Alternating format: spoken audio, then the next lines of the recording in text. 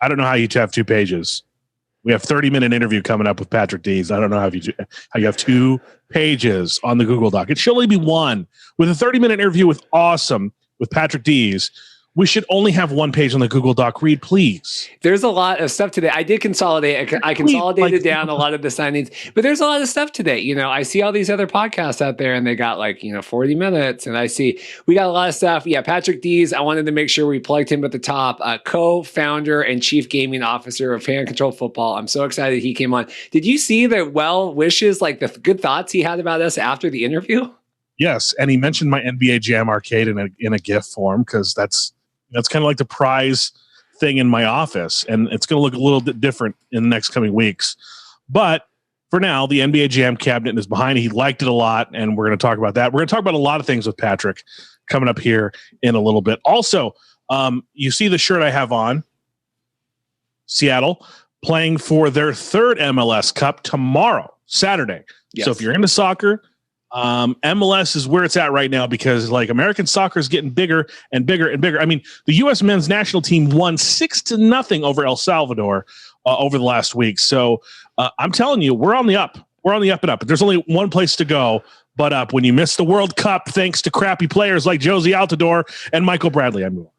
This is me because I was I'm big into football now, and I'm watching my Scott Van Pellen, right? I'm sure this guy's been on the air for 50 years, right? But Van Pelt. I always do that. And I'm big. Dorothy and I sit down and watch this, and it was whatever night it was that it was the Timbers. It was when they got knocked out or whatever, and it was the longest MLS game in the history of the world. It went to a 15-shot shootout. I'm like, can we just end this so I can watch SVP?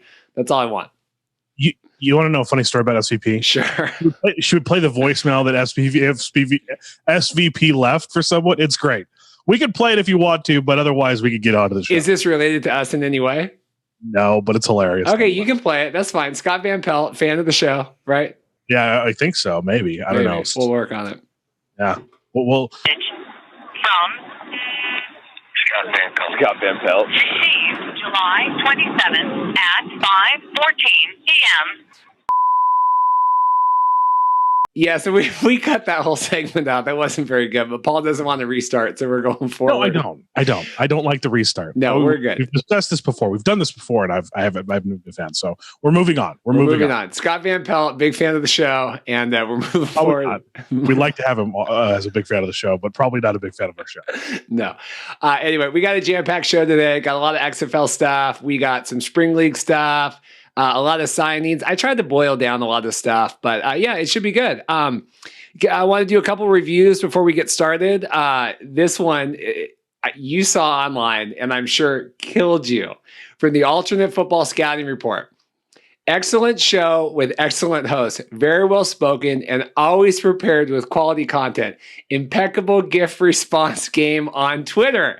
You guys definitely got the chatter about Fan Control Football started. It was slightly on my radar, but I looked into it deeper the more I saw you guys talking about it, and now I'm all in. Thank you, Alternate Football Scouting Report on Twitter, xflshow.com/review. If you're a fan of this, I'm just talking over Paul. I'm not going to let him interrupt my impeccable gift game, but xflshow.com. That's fake news. Yeah, but Paul makes fun of my gifts all the time. I only got about 3 or 4 I use, but I appreciate the review. Alternate Football Scouting Report, xflshow.com/review. If you're a fan of XFL, TSL, we got Fan Controlled.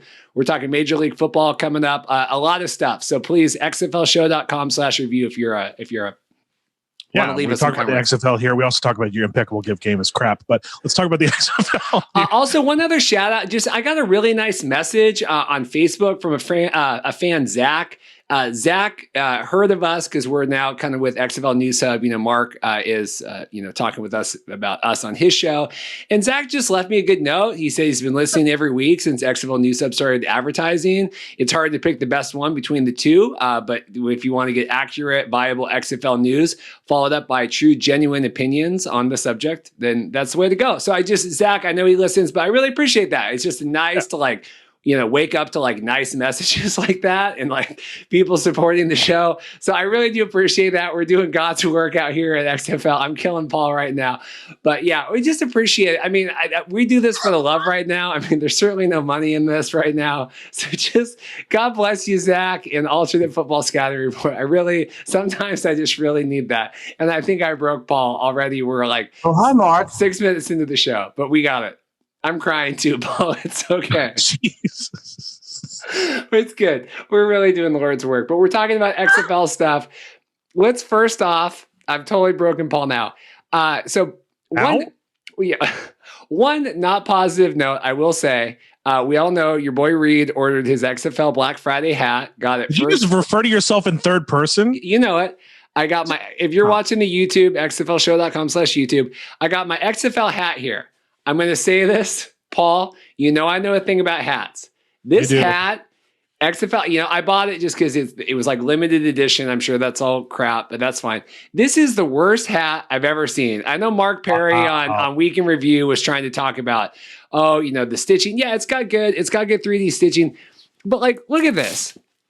It's like a Velcro thing. Velcro. Like snapbacks irritate me, but Velcros are even worse. This is, Rock and Danny, like if this is the merch we're putting out, this is your first shot at XFL, like, brand new, everything else they're selling that they took over and they're doing discounts and stuff.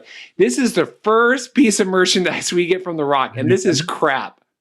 Wow, bro. I'm just saying, if you need a merch, is there like a title for like merch correspondent, like merch, quality control? That would be me. Mark, you would be the merch Mark. I would be the merch Mark. Put my hat in. But seriously, this thing is terrible. Mark really tried to he did the unboxing on the Week in Review podcast, and he was trying to, I don't really know. This is terrible. This is really bad. I'm glad I own it. Velcro is never a good idea. Velcro is never a good idea. They do Velcro on the championship belts now on the TV now. WWE. Yeah, this is terrible. The print's nice. You get the 3D puff, but this is terrible. Just really shoddy work. The Rock needs to maybe not spend so much time on tequila and maybe do a little. That tequila got us some nice publicity. We got tequila. You need to calm down on the tequila right now, sir. Yeah, it's we'll not have you slandering the tequila on the podcast. Anyway, so we got those notes out of the way. So now let's get into the XFL stuff. You were on this last Friday. The June Jones, of course, dropped the episode at 7:30, 7:35, whatever. Big news. Great timing, all the time. This was crazy. So did you follow any of this? There was a lot of fault blowback. I followed it, then all of a sudden it was undone by something, and then someone said something else. Like this is what was the story? Because I heard 16 in the course of 8 hours. Yeah. So June Jones was on CBS Radio. He was talking, and they said, because they were asking him, June Jones, coach of the Roughnecks, coach PJ Walker.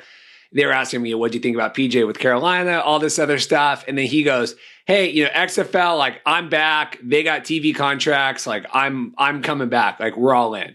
And he said, and to be fair, he said on there, you heard it here first, I'm going to be back with the XFL. So, of course, all the sites said, hey, June Jones, he said it. I don't know. And this is what I wanted to get your opinion. Is he back and he just spoke too soon, or was he just making hype where there was no hype to be had? That's probably the first one is probably the most likely scenarios. He was spilling something that he shouldn't have spilled. Someone called him and said, hey, shut the F up. Yeah. And then he was like, wait, I didn't mean it that way. And tried to cover, but your cat's out. You've opened Pandora's box, dude. We know you're coming back. So so he did that, but I will say, if nothing else, because XFL News Hub ran the story, Josh Davis ran it, and then they got a lot of flack. And hey, you guys are running rumors and stuff. Mark on Week in Review this week, I go, we might have to add a third chair to the Markcast for a week, because Mark was the most heated I've ever seen him talking. He goes, we're not running rumors, we're running news. That's right. I love it. I love the passion. I'm glad we're affiliated with them. But yeah, June. They're not going to announce anything before January 1st, right?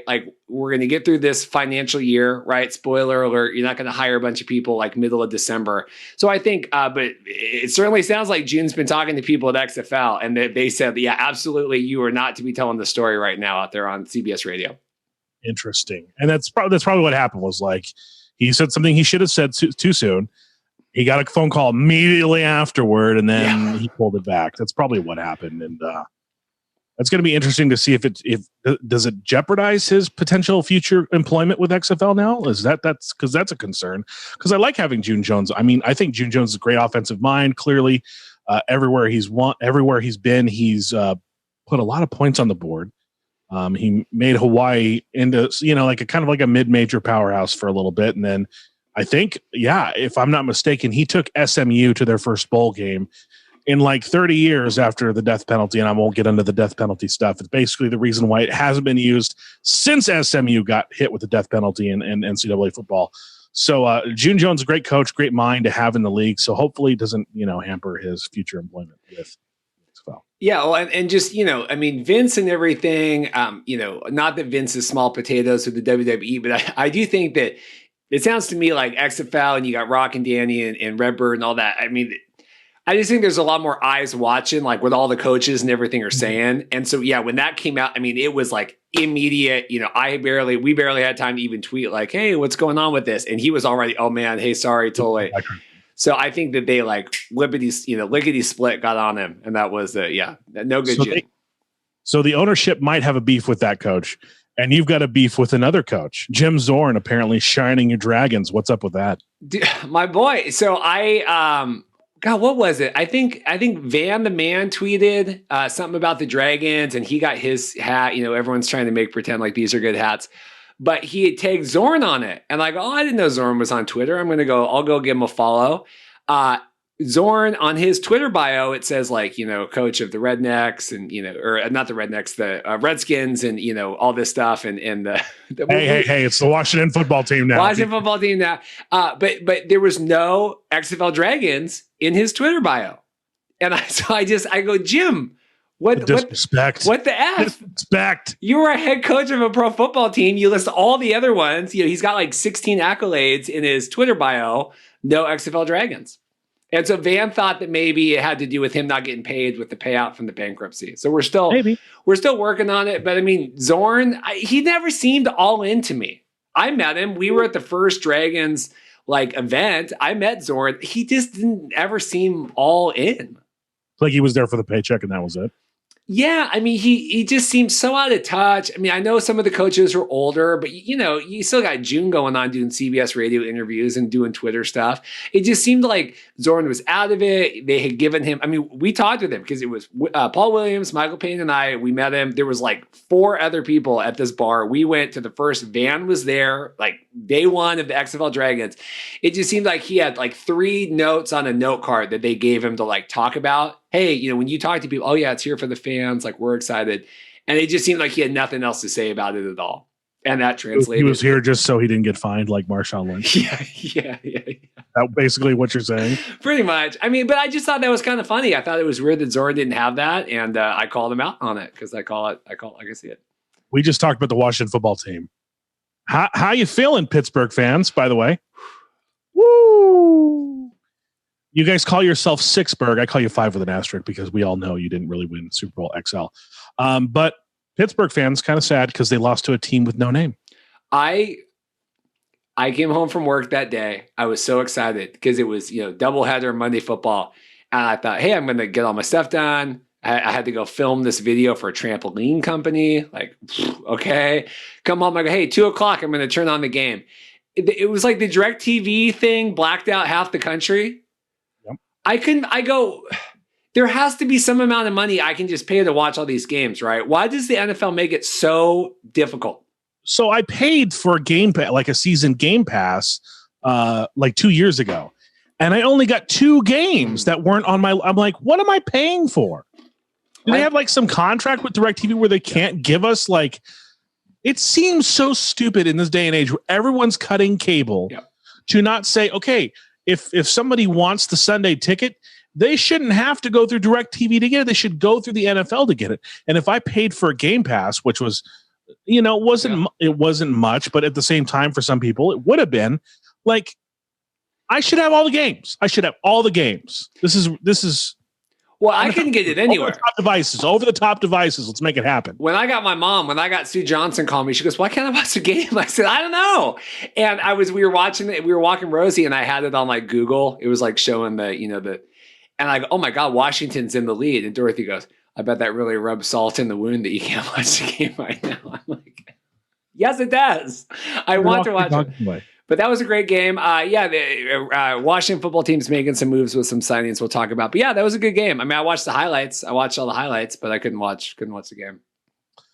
2 years ago, it was 2 years ago that XFL team cities were announced. I know it was 2 years, and then they took another year to name the teams. It felt like it was. You were complaining to me fortnightly about when are we going to get names? When are we going to get names? When are we going to get names? I remember these texts, and I was like, Reid, I don't know.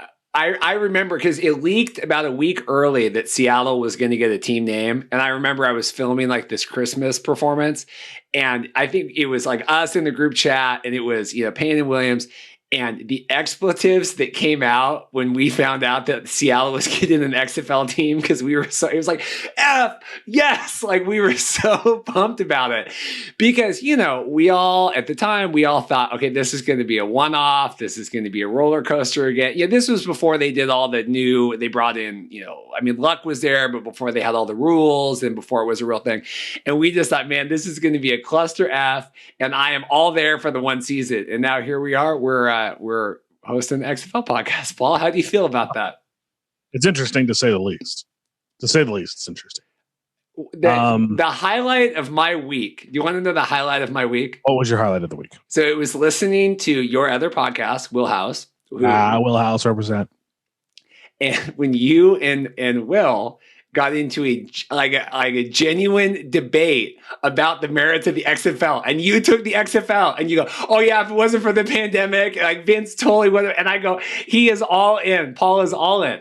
It's logic. It's logic. It's not like I'm like, it's logic. Will was kind of crapping on the XFL. He was like, "Oh, we're going to fail again." I'm like, they failed a second time because of the pandemic. It had probably not. I don't know if it had anything. They had the infrastructure in place to make it succeed. They really did, and we knew that. We knew what they were doing that was different and that was special from the first iteration of the XFL. So we knew there was something here to this. And there's an audience clearly listening to XFL news. So there's an audience clearly built in to watch the games.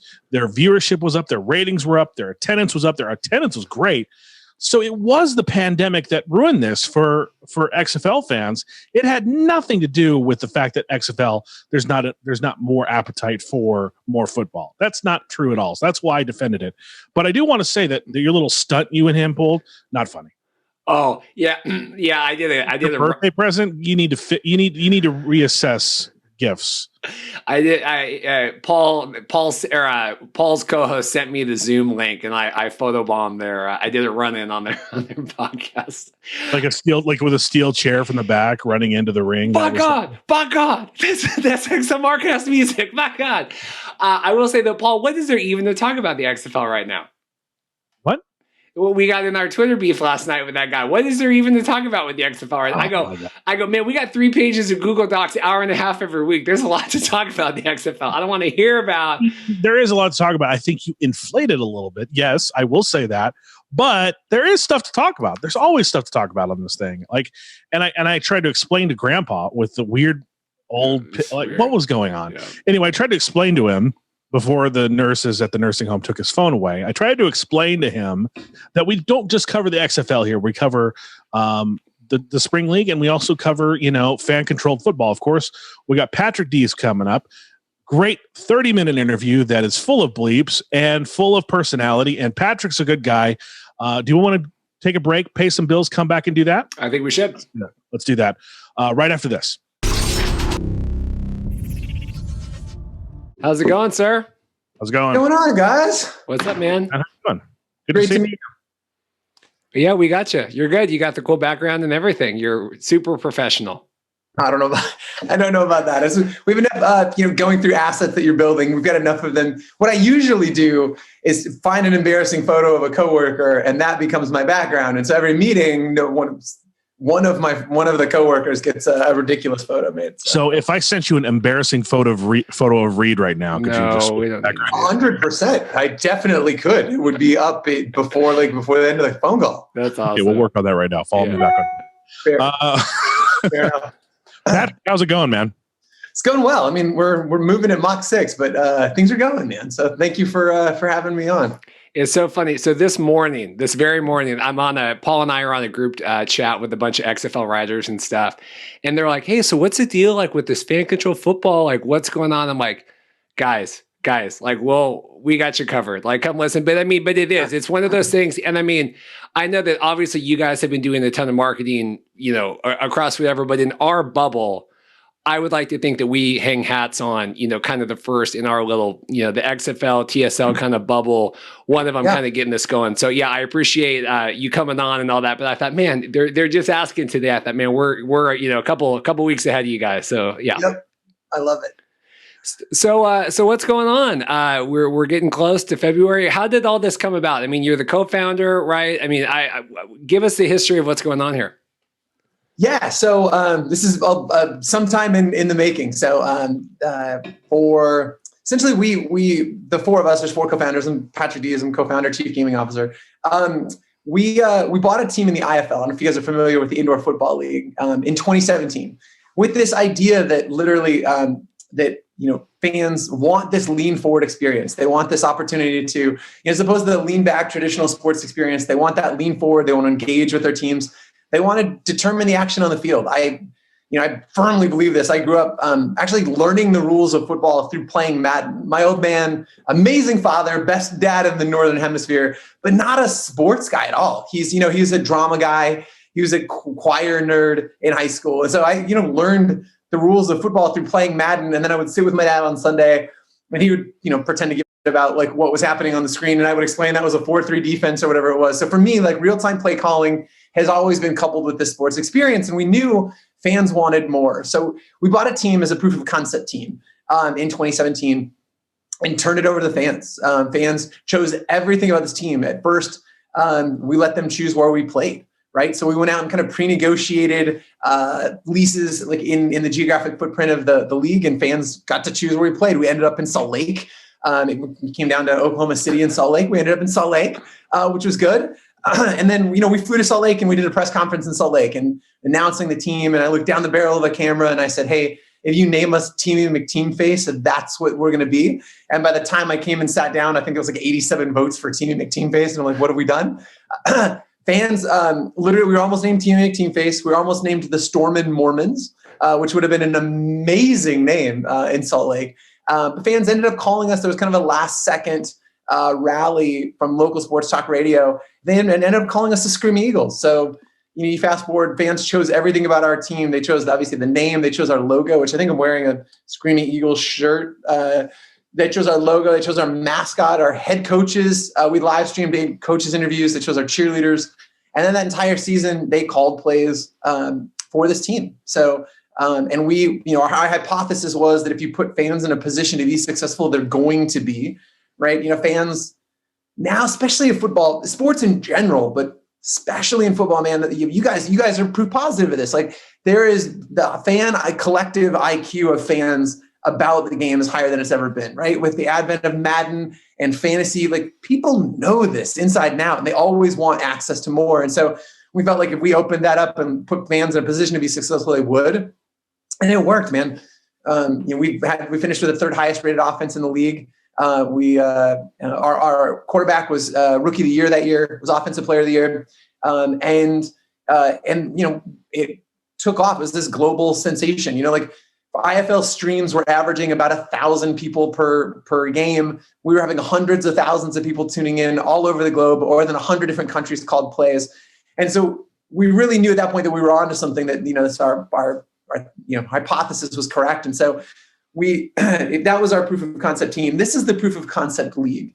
Ideally, we're going to do this with all of sports, but this is kind of our, hey, let's prove this out with a wider group of teams. So we took our team out of that and then rethought the whole game. Originally, transparently, we were going to license this technology to the other teams in the IFL, right? Like we were this interactive team. We're going to rebrand the IFL and call it the Interactive Football League. But we knew we had a chance to do something truly special. And so what we pulled our team out of that league and said, hey, let's reinvent football for the digital age. Like, if you're just making it up now, like what would it look like, right? And that's kind of the game that we came to, with FCF, right? Games are 1 hour, they're running clock. So it's fast. It's 7-on-7. It's 50-yard field, 35 yards wide. So it's fast. It's high scoring. You're in and you're out. This generation doesn't. Digital natives typically don't want to spend 3.5 hours on a football game. You know what I mean? It's that lean forward experience. You're there. You're calling your plays. You're leveling up too. There's persistent progression. So as you play, you level up, and as you level up, the more weight your vote carries. So there's progression for you as a fan. 7-on-7. All of the games take place in one place. We're playing in Atlanta, Georgia this year. So allows us to do some really cool things, and there's a venue unveil that will be coming a little bit later. But we can talk a little bit about what some of the bleeding edge of technology things we're able to do in one television studio type environment. So anyway, that brings us to current. That's kind of how we got here. We prove this team. We're going to prove this league, and then we're going to go continue to do this throughout other sports. You said you did this with your Indoor Football League, and I want to expand upon that. Did you come across any technical issues doing that, or how exactly did you do that? Because we speculated a couple weeks ago, we were talking about, do they call one play in advance, like one play gets called, the first down play gets called while the other team's punting? How did you guys work the technical glitches out, and how are you planning on doing that? I'm glad. Well, so can I swear on this show? I want to make sure that we can edit it out. We'll bleep it out. Yeah, it's fine. There's a GQ article where like the first 4 lines of me saying, talk about technical issues. That was a really great quote to have in GQ. But yes, technical issue. Our Wi-Fi went out our very first game. We had this like $100,000 installation of Wi-Fi in our home arena, and it went out literally the first play. So yes, with any shipping product, there's going to be challenges. But the founders, 3 of the 4 of us, have a technology background. So we come from that, not less traditional sports, but and then the 4th co-founder is Ray Austin. He was a former Chicago Bear. He was drafted by the Jets. But we're technology guys. And so we went out and built an application that would allow fans to call plays in real time. What that looked like was, it's the curated list of plays. So again, one of the things I said earlier was, we want to put fans in a position to be successful. We didn't open up the playbook to say, look, you can punt on first down, because no actual GM's going to do that, right? So what we did was we built an algorithm that would surface plays to the fans. There were all plays that we wanted to run based on down and distance. Again, that were surfaced algorithmically. So 2nd and 6, you got for that last season, you got 4 plays you could choose from. What do we want to run on 2nd and 6? And that's all been determined by the coach. Like, that's all game planning. He goes through our playbook. He fills, helps game plan all that, and then it's surfaced to the fans. So, that was important to me because I wanted everybody to feel included. Like, it's when you're looking at routes and stuff, it can be a lot, but you can just enjoy football and maybe not understand a diagram play. So I wanted my mother, and she did, to call every play for the Screaming Eagles and know she's not screwing anything up, right? Worst case, it's not the best play, but you're not hurting your team in any way. You can choose that with confidence. So that's what that looked like. Again, it was, during the, between plays, it would surface 4 plays. At that time, the play would go into the coach, and he would be on the sideline. He'd have an iPad. He would see which one was called. He would call it in. The way it's working in this iteration, as you kind of level up, you're given a couple different options. So at first, you just pick run and pass, and then it'll say, and then once you've done that for a little bit, you're leveling up. You button into each one of those, so it'll present you 4 runs and 4 passes. And so you have a total of 8 plays that you'll be able to choose from kind of in real time in this iteration of the league. And you are awarded what we call fan IQ. I don't know. You guys gamers, you play video games? Somewhat, yeah. So it's like imagine a role-playing game where you earn XP. It's that. You're earning experience. We call it fan IQ. So as you earn fan IQ, you level up. So everybody gets a vote, but not every vote is created equal. As you level up, your vote carries a lot more weight. So, if you guys have been, interacting with the ecosystem and calling plays, your vote's going to carry a lot more weight than mine than when I just started. And speaking of Ray Austin, he played in the original XFL, right? Back in 2000 for Chicago. So, I mean, it really, for the XFL fans out there, I mean, this really does go kind of full circle back, right? And is he like the commissioner, or what's his role in it? Yeah. I mean, co-founder and commissioner. So he is, Ray is very passionate. We hear him talking a lot about the players of this league. Well, it's a little different and it's a wholly owned, sports entity. There are some type commissioner roles that he'd be playing, but he's really focused on development of the game itself, but also the players. You hear him; he's like incredibly passionate about that these guys are more than athletes, and we want to build this league to give them a platform to do more than just playing in this league. We are.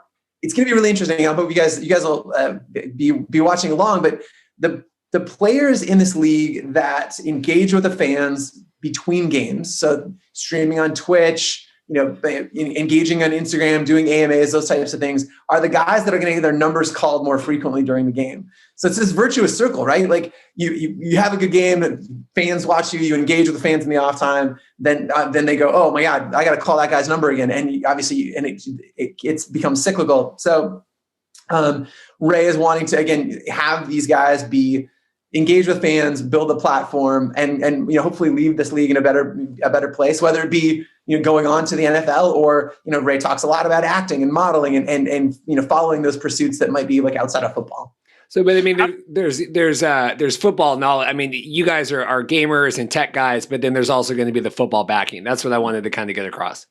Yeah, absolutely. So yes, again, our football ops team is incredible. Like, Andy Dolich was former chief operating officer of the 49ers. He's president of the Memphis Grizzlies. The guys on that side of the house, which, admittedly know way more about actual X's and O's than I do, are incredible and have put together like a really talented group from like a coaching perspective and just a football ops perspective. So really excited about the folks on that side of the fence. Speaking of your talented group, how did you approach all of these people to come in and be owners of teams and stuff? Paul, it's an easy pitch. Like if I called you and I said, yo, do you want to own a football team? You're going to be like, yeah, I'm pretty down. Professional sports teams are like beachfront property, right? There's various ones, right? There's houses in Malibu, but there's still beachfront property. There's a very limited number of professional sports teams. And so we threw up on a whiteboard, our murderers row of guys that we wanted to get involved with the league, like Mike Tyson, Marshawn Lynch, Richard Sherman, guys that are big personalities that would engage, with fans. To take a step back, we pulled geography out of the equation, right? Like you guys know, there's such a tradition around, I'm a Lakers guy. And if you live in LA, you're basically a Lakers guy. There's some weird Clippers fans. He's like, no.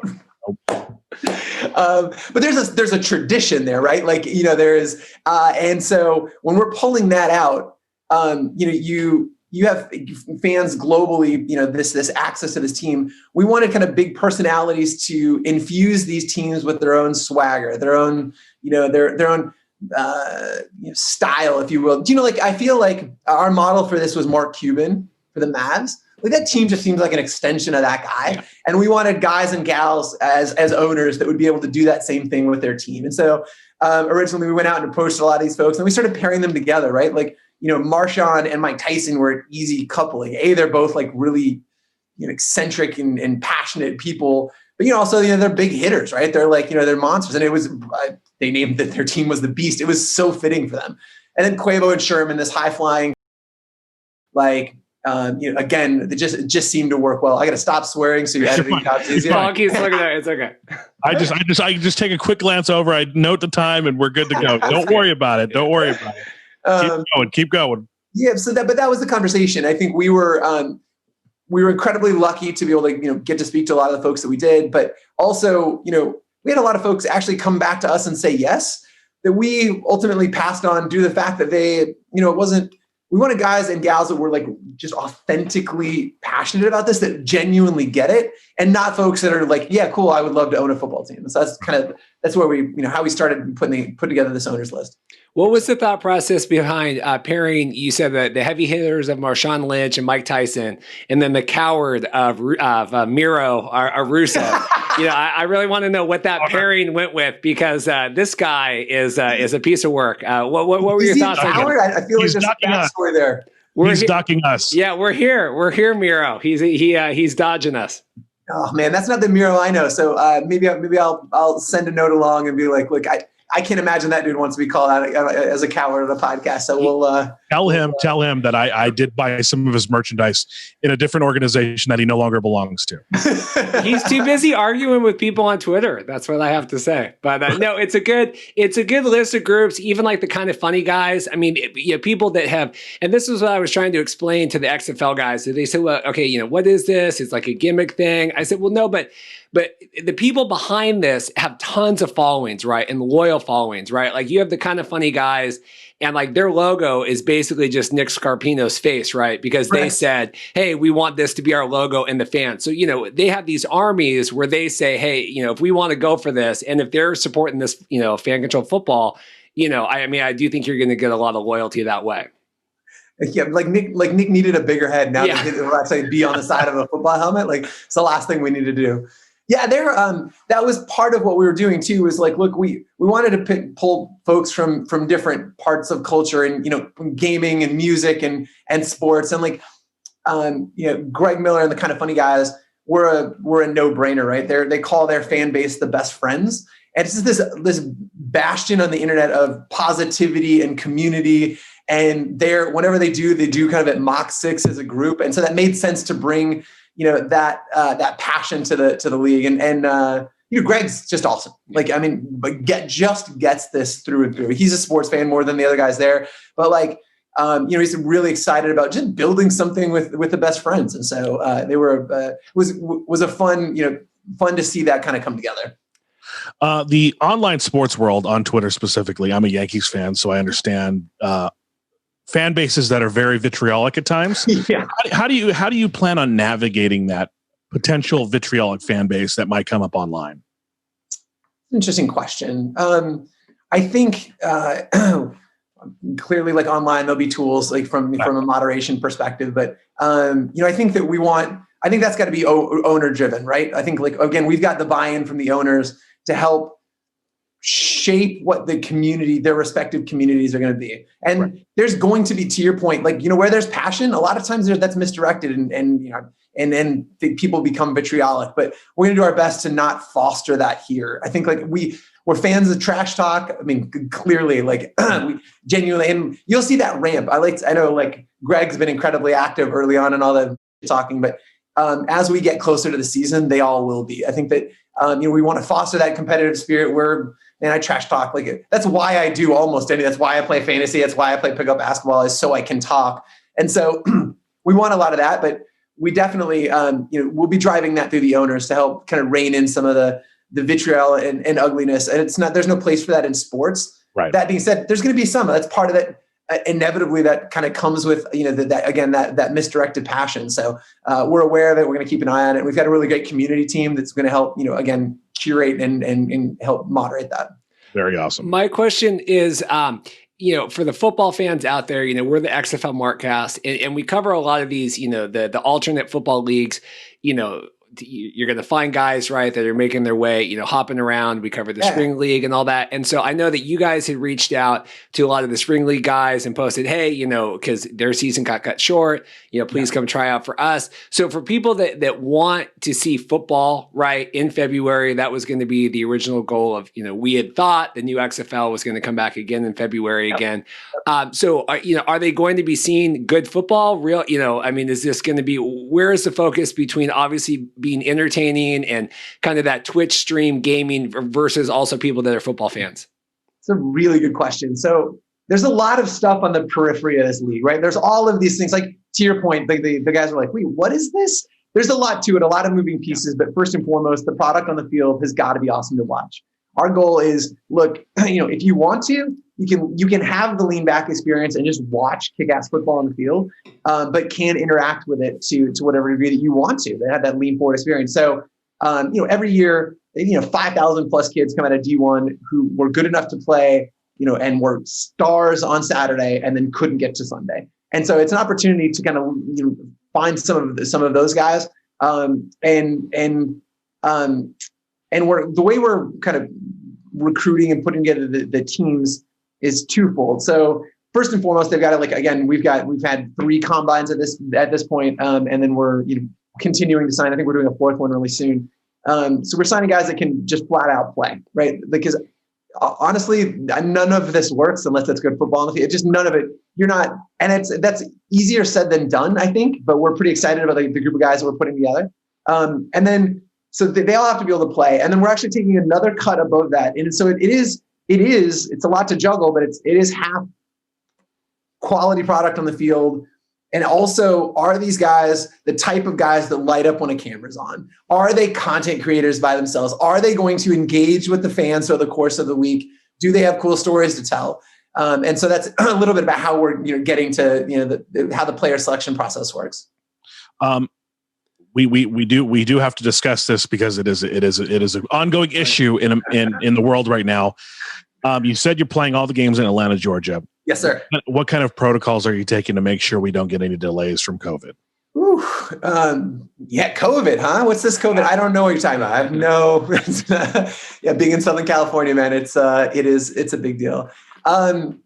So it's really important to us. Our guys are bubbling up, so we're going the bubble model. So they're going to be reporting kind of early January. We'll have an epidemiologist on staff there locally, but our whole plan has been created and blessed by some leading epidemiologists, both nationally and then also in Atlanta. Our production team is kind of top notch, and so we are the player safety first and foremost. Again, we've got the bubble with the housing piece, and then the actually in the arena. So it's a short season, so we're not asking much of these guys. We're 6-7 weeks of actual playing, and then a couple in camp. So not a ton of time to be bubbled up, but we're really neurotic about it because in a small league, with that type of player pool, if you have an outbreak, the season's just done.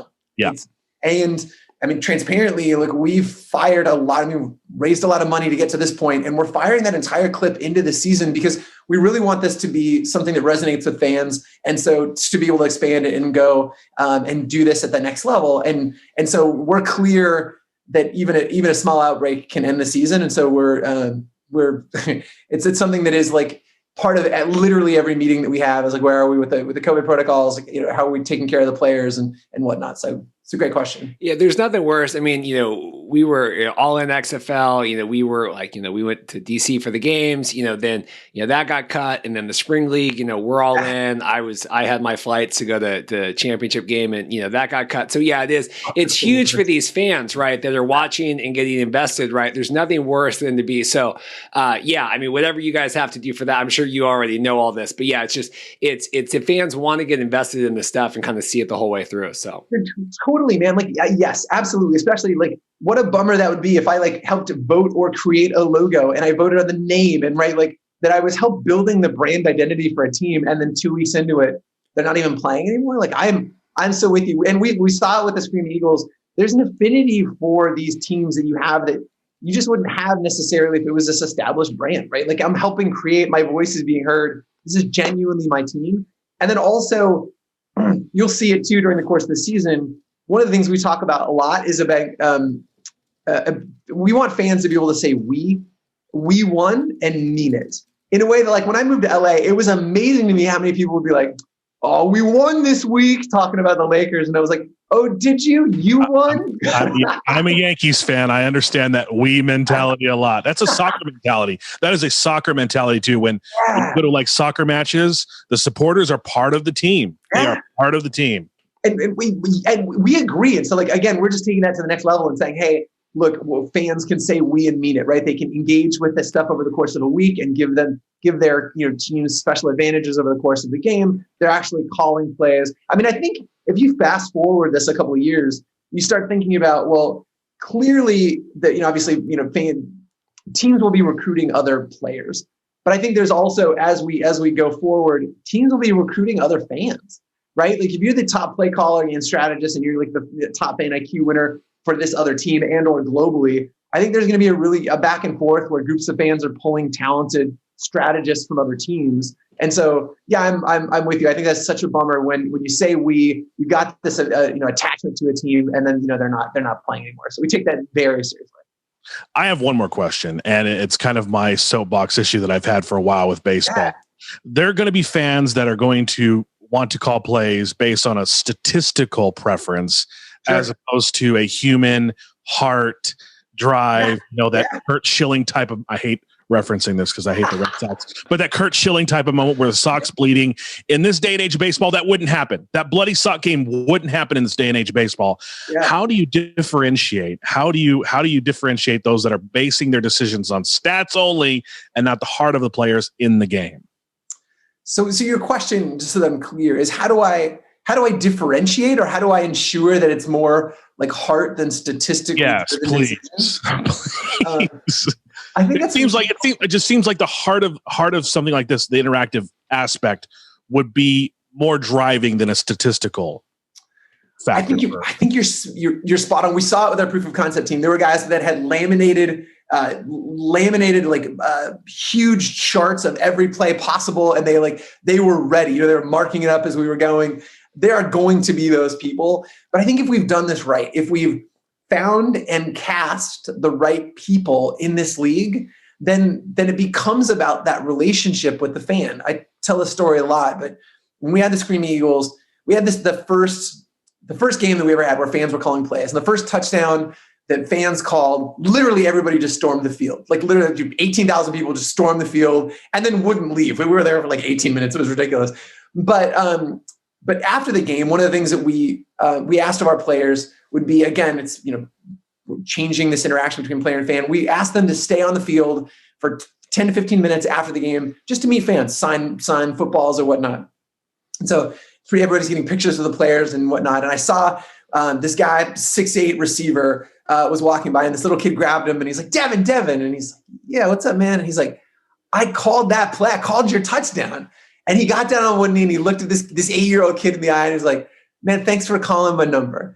And, I think you're changing that relationship between player and fan to the degree that I think there'll be a lot more, to your point, heart, bloody sock moments. I think that because they're building a relationship that transcends the normal player-fan relationship. And so so much of what we're doing is an experiment. We have hypotheses, but, that's part of the fun of this league is when you open stuff up to, crowd think, those just different things are going to emerge. And so we've got an idea how fans are going to react, and we don't always know. This first season, we're going to do a lot of A/B testing to make sure that, I'm a big gamer. This is like pre-release software. This is early access software in the sense that beta test. Yeah. Yeah. I mean, and we want a ton of fan feedback. We're going to try some stuff that maybe fans love. Maybe it's not their favorite thing. And fans get to actually craft the game. So week to week, there'll be balance patches in Fan IQ, and maybe we're trying some, a new rule set or two, and want fan buy-in for that stuff. So again, my hope is that we're doing the things that draw the fans to the players, and we found the right guys on the field that want to engage with the fans, and then that becomes, again, just a new kind of relationship that drives those bloody soft moments. Awesome. Yeah. Well, I so appreciate you coming on, to kind of talk through this. I know, we're gearing up and there's a lot of interest out there. I think the first time we talked about this, we were a little skeptical back in October, but as this has continued to go and do research on our part, I do think this is great. I think you guys obviously have a good thing going with the engagement and everything. So I hope we can have you on again, here in the future as we get closer to, training camps and all that sort of stuff. Paul's got something. And I do think that a lot of the skepticism came from technical questions that we just covered right now. So we definitely appreciate you clearing all that up. It sounds like you got a lot of the stuff ironed out. I'm not going to jinx you here, but it sounds like you got a lot. It sounds like you got a lot of kinks that I had questions about worked out. So we're definitely very interested in seeing what you guys put on the field. Well, thanks, because I think you're right to be skeptical. There's a reason. There was a reason this has never been done before. Look, we get asked all the time, where'd you come up with this idea? And I was like, literally anybody who's ever watched sports has had this idea. They've yelled at the TV and they scream. The Marshawn moment. They've gone on Twitter and typed their opinions. Every single fan, if you're passionate about sports, you've had this idea. I think that you're right to be skeptical about it because nobody's ever done it, because there are so many moving pieces. It's a lot to pull together from a technology and from a player football operations perspective, it's a lot to juggle real-time latency. We're building a league that's purpose-built for Twitch. So they're equity partners in the league, and we're integrating deep with a lot of those systems. So I think you're right to be skeptical. I think that's super healthy. What I will say is that we've got an incredibly talented group of people trying to have this be an incredible experience and fundamentally change the way fans get to watch and engage with sports. So, and I'll come back anytime. A guy who's got an NBA Jam cabinet in the background, I am so on board. I will be here anytime you want me. I'm going to get you can't see my office, but I'm waiting for a Mortal Kombat 2 cabinet to come. And then I was just thinking about Jam or Blitz. I wasn't sure which one I was going to go. So the NBA Jam one is like, I hate to get into prices here. I won it in a contest, but normally they go for like $500. So very cool. Yeah. Aware of the price, but I think it's worth it to have that in your office. Like, I don't know. Come on. It's NBA Jam. It's the best. Well, thanks again, and appreciate all the interactions back and forth, and we're excited to cover the league, so it should be good. I love it. Anytime, guys, definitely. And let Miro know he needs to stop dodging the podcast. We're here. We're here. I'll put a bug in his ear. Okay. Thanks for having me, guys. Yeah. See ya. Want to thank Patrick Dees for joining us, talking about fan-controlled football. And Miro, stop being a coward. Come on the podcast. Yeah, I'm all in. I really am. I was talking to Dorothy about it too, because she was asking, hey, how she knew that Patrick was coming on. And I said, not that we were like grilling Patrick, like we just have questions, right? He just, but I thought that every concern that we had as football fans, as people that were interested in this, I thought he did a really good job. It seems I'm really excited. I really do think, and I know we told Patrick that on the thing, but I do think it's going to be a good success. And I am excited to be, watching it and kind of covering it here in February. You mentioned Dorothy. Have you ever given Dorothy a birthday gift of the caliber that you gave me on Wheelhouse? That's a dumb question, because if you had ever given her a gift like that, she probably would have divorced you. Let's be honest. That was a terrible birthday gift. Oh, there was a lot of work. I mean, we paid for shipping the hats back and forth. I had to go down to FedEx. I mean, it was a lot. That was a lot of work for that. And I still have my Wheelhouse hat. Maybe for like episode 100, I'll wear the Wheelhouse hat. Okay. I think it's still episode 79 will be the Friday before the XFL kickoff. Just throwing that out there. Are you counting down? Well, I did the math back when they kind of did the whole purchase, but it is if everything continues and we do one every week, it'll be episode like 79 on the Friday before.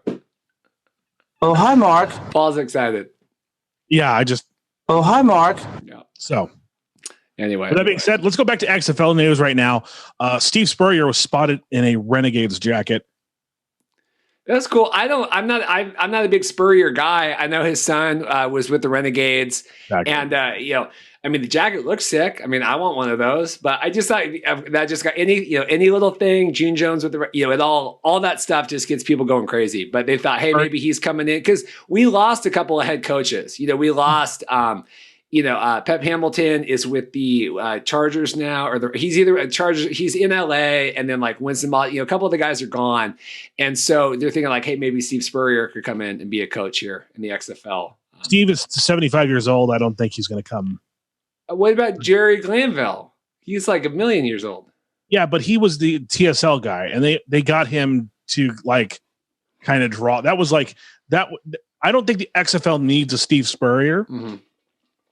To bring people in, but the TSL needed a Jerry Glanville to bring people in. Do you understand what I'm saying? Yeah, I get that. The exposure levels are completely different night and day. So the head ball coach, I don't really see him coming to the XFL and doing anything like that. And the only reason why he was wearing the jacket was because his son was probably, Yeah, it's cool. I want that jacket. Speaking of merch, this morning I woke up, my PJ Walker knockoff, Chinese knockoff, Houston Roughnecks jersey that I paid $45 for is shipping from China. So I had bought it like a month ago, or I bought it when I got the PJ Walker, the Carolina jersey, but it's en route. So I think when it comes, we'll do a live unboxing on the podcast, because I don't know what's actually going to be in the box that comes. So I think that will be a fun segment when that comes. We'll do a live unboxing for the video. You want to do a live unboxing of your, and so I can laugh at how bad your bootleg jersey is. Yeah, because it could be incredible. And I'll be eating my crow by the end of the segment. Watch it be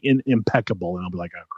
Well, you know me, I'd be like, oh, that stitching's a little off. I'd have to send it back. You would be complaining about it, and then you might not get it for a while because they're delaying some shipments from China at the ports because of COVID. You might not get it for another, That's 6 fine. months. We're there. We're all, it's 12 to 16 weeks now. If you want to get Apple AirPods Max, they've already delayed those like 3 or 4 months. I mean, I'll wait for the Chinese knockoff. I'm good. I'm not doing that. Some XFL related signings. The Washington football team has signed Battlehawks quarterback Taylor Heineke to a contract. They were talking before, like he's kind of that bonus quarterback on the sidelines, like the COVID outside the bubble, but like ready to hop in case something happens, like with the Broncos. Another Battlehawks player, Taylor Russolino, signing with the Broncos. Yeah, he's a kicker. He's been working a long time. He was coming in, and then he's signed on to the practice squad, so he's ready to go. Elijah Campbell's probably moved with the practice squad to the active roster. The defensive back Elijah Campbell from the DC Defenders. For the Jets, couldn't do worse than they're doing. Did you see that? That was nuts. And then they fired the coach. That was nuts with the Raiders. This has got to be it for Greg Williams. Oh, he's fired. I know, but in general, yes. He can't get another job. Yeah. Not only this is the same guy with the bounty, right? If I'm not mistaken, it's the same guy who was busted for the bounty in New Orleans. And I'm going to have to verify that. Hopefully I'm not, completely throwing him under the bus here. But no, he was not the same guy with the – he was the same guy. Yes. Greg Williams was the same guy. This Greg Williams that got fired for the Jets was the same guy involved in the Saints bounty scandal where they're paying players to knock other players out. So This has got to be it for Greg. Greg's a pretty common name. It's probably easy for me to have like 2 Greg Williams floating around. But this has got to be it for Greg. He can't be a coach anywhere anymore. I'm sorry, he just can't. Yeah, I thought that was nuts. That game, I was watching I was watching the highlights. I'm like, how did the Raiders win this game? And then I was like, oh wow, that was. And we bring up fired coaches because you talked about Pep Hamilton earlier. Pep might be out of a job soon because Anthony Lynn will be gone after this season. Like the Chargers are abysmally bad. Yeah. They're terrible. And Anthony Lynn, and it's unfortunate because there's going to be a deal made because Anthony Lynn is a black head coach. There's going to be a deal made about the lack of black head coaches in the NFL, and I completely understand the concerns. But for some reason, Anthony Lynn has lost this Chargers team, and there needs to be a change. Yeah. And that is irrelevant of any racial implications for me. So they're awful. Yeah, Donald Parham is biding time there, trying to do something. And then Jonathan Hayes, Battlehawks coach, he's interviewing for Vanderbilt, so he might not be. Yeah, might not be coming back. I saw this because they fired Vanderbilt's coach and Disco Inferno. I don't know what he was trying to allude to because Vanderbilt, of course, made news a couple weeks ago for having a female place kicker, for having the first female place kicker at a Power 5 school. Of course, New Mexico did it years ago. New Mexico had a female place kicker, but this is the first time a Power 5 school has had a female player on the field doing anything. And Disco kind of, I don't know if he alluded to the fact that the coach for Vanderbilt got fired because of this. No, Vanderbilt's terrible too. Yeah. That's why he got fired. It had nothing to do with a female kicker. So hopefully Jonathan Hayes gets a serious consideration for this job. Paul, I'm going to let you take the name pronunciation on this last player. That he is a spring league kicker signed. He's signing with the Panthers. It's the first spring league signee, right, from this whole 2020 kind of bubble season, whatever. Paul, give us a name check on this. Liram Hajralu. There you go. At Alrim _70. He was a Generals kicker. They are playing, and we'll segue into the spring league stuff after this. He was playing for the Generals. Presumably he won't be in the championship game if he is signing with the Panthers. But yeah, so that's kind of officially the first signing from the spring league going to the NFL. So there you go. Spring football Liram. Works. I'm going to just say Liram. I'm not going to try to pronounce his last name. That is congratulations, Liram, on getting signed to the Panthers. Well, the Panthers love some XFL talent. They love XFL. Yeah. Matt Rule he was a fan. Matt Rule listens to the Markcast. New shirt. Moving on, the CFL is coming back. Of course, when we started the Markcast, we were the ones to break it to Chad Ochocinco that that was remember his reaction? He was like, "What?" He didn't realize that the CFL had been canceled, but they're coming back. Are you going to pick a CFL team, Reid? I will have to. I will probably go with the Calgary Stampede, right? Because that's Chris Jericho's team, right? Isn't that Jericho's team? The Calgary Stampede is that? Is that CFL. Stampeders. Calgary. That's it. I'm all in. Chris Jericho. You're all in on the. I'm gonna pick. Why would he pick? Why couldn't he pick the Winnipeg Blue Bombers? Well, is he from Winnipeg?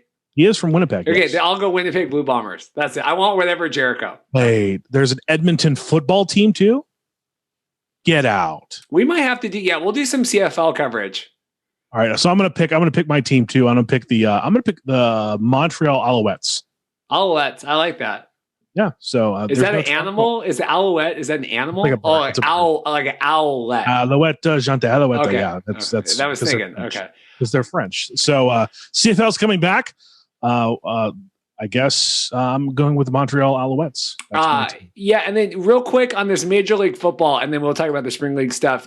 So this has been trying to come off the air for a while. They've been working on this. Josh Davis is really high on this with the News Hub. Major League Football, they're going to be running in like May, June, July, like into the summer months. So that might be a good like Markcast time filler to, hey, we're all for it. So, but they've got 10 teams trademarked right now. They said they're going to do a 16 bubble season. We've heard that before. Are you looking at these teams? They're kind of weird, and get your thoughts on these. I'm just looking at them right now as we speak. Yeah, that's fine. This is interesting to say the least. So we have the Alabama Airborne, we have the Arkansas Attack, Florida Fusion, we have the Northwest Empire, which is like really weird, Ohio Union, Oklahoma Nation, and then you have the Oregon Crash, Texas Independence, Utah Stand, and Virginia Armada. So they're only going to pick 6 of these. Utah Stand? Well, and I assume you can't do the Northwest Empire and then also the Oregon Crash, but these are like totally trying to do no NFL teams, like Oregon and stuff.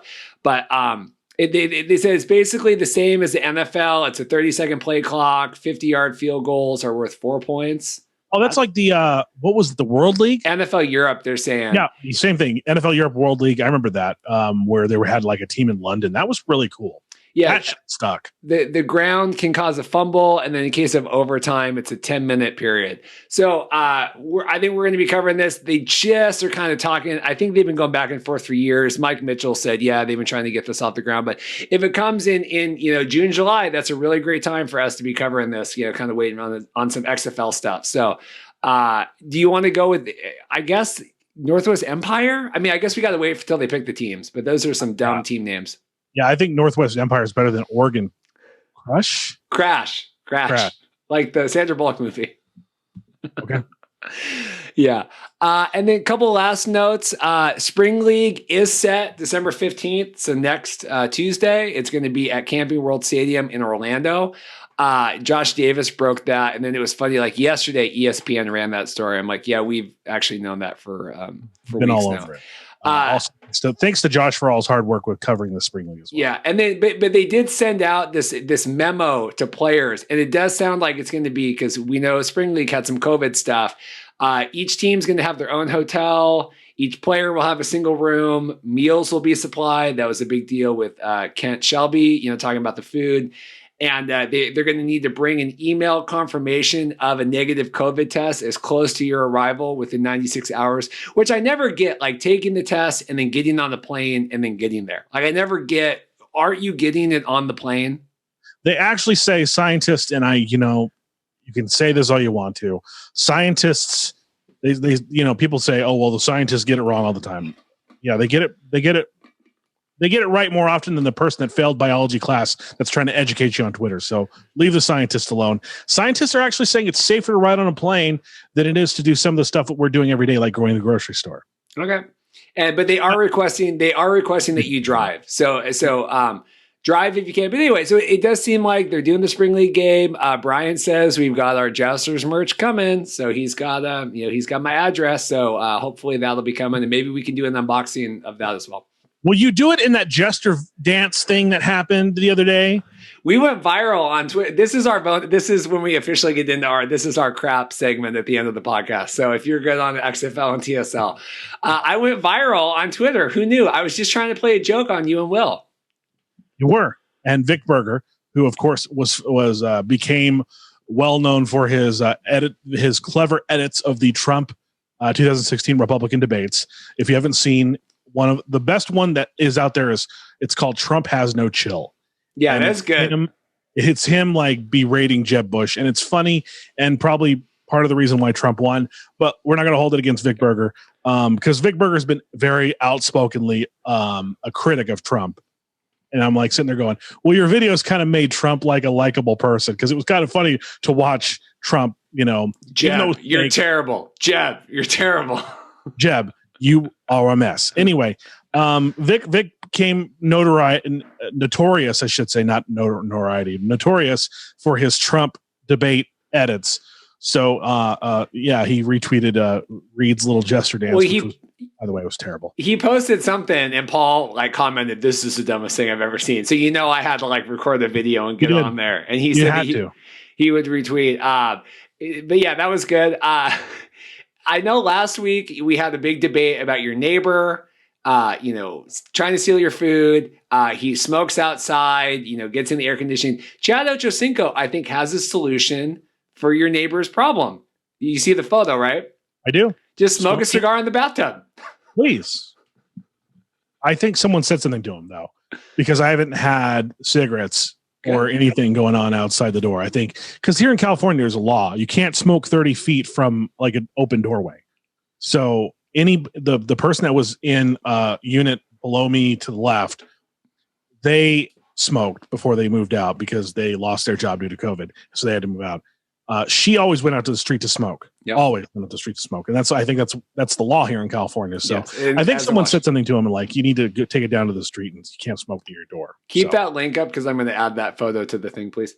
Rock is killing Terramana sales. The ice cream is they're going to make 300 million. Some crazy to ship 300 million units this year. Are you looking at this? Yeah, it's insane.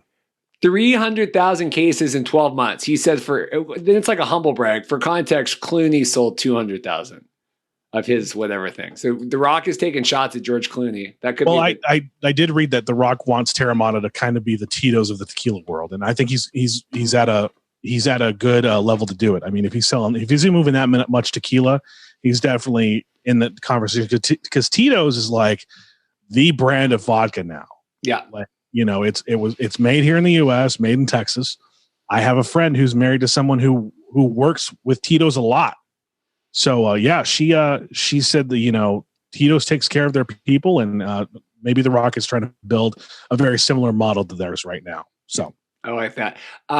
Speaking of, we're big fans of Cameo on the site. Yep. This shocked me. You're a huge Cameo, Mark. Yeah, this floored me this morning. The guy that plays Kevin on The Office. Highest earner on Cameo this year, $1 million made off cameos. That's insane. Did he make more money from a year on The Office or a year on Cameo as Kevin on The Office? Depends on what you want. Depends on what year you're talking about. Because if you're talking about a year where he's actually acting on the show where it's active, maybe the second year, he probably made more on Cameo that second year. But make no mistake, the 5th year that he was Kevin on the show, when he had a syndication deal coming in, he's probably made more in the 5th year of The Office than he did on the second year, or this year when he's probably made more on residuals on The Office than he made on Cameo this year, to be honest. But that's nuts. $1 million. I said I wanted to tweet how much do you think Charmin Jones made on Cameo this year? The $20. How much did you spend? The $20 I spent. Is that it? Is that all Charmin made? Minus whatever percentage Cameo took. But that's crazy because he made $1 million. That was his royalty check. And that means because they only get 30-35% of that. So that means that he made Cameo $2.5 million. Yeah, that's nuts.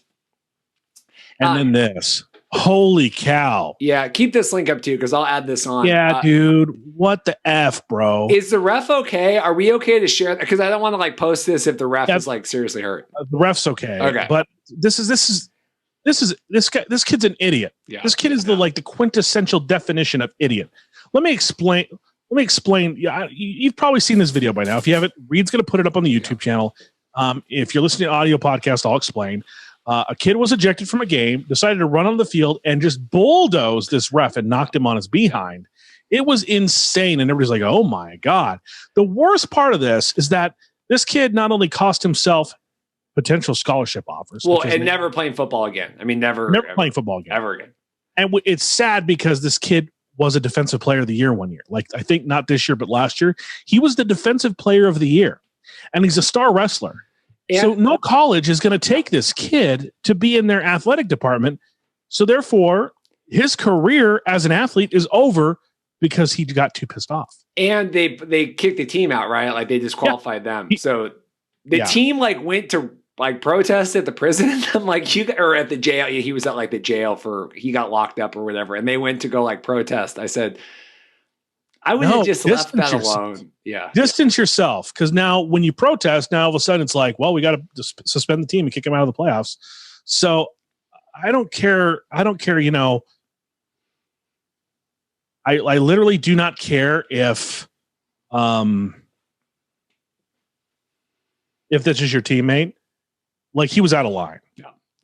And if I were one of his teammates, like a true teammate, I'd have grabbed him by his face mask and said some expletives in his face and left at that. I don't understand why the team is backing him. Yeah, it's terrible. Anyway, that came out like right after we recorded last week, so I thought that was good to talk about. Anyway, man, we got a good episode. Good full episode. I want to thank Patrick Dees for coming on and talking with us. Fan Controlled Football, of course. Log on xflshow.com/review, xflshow.com/merch to get your merchandise.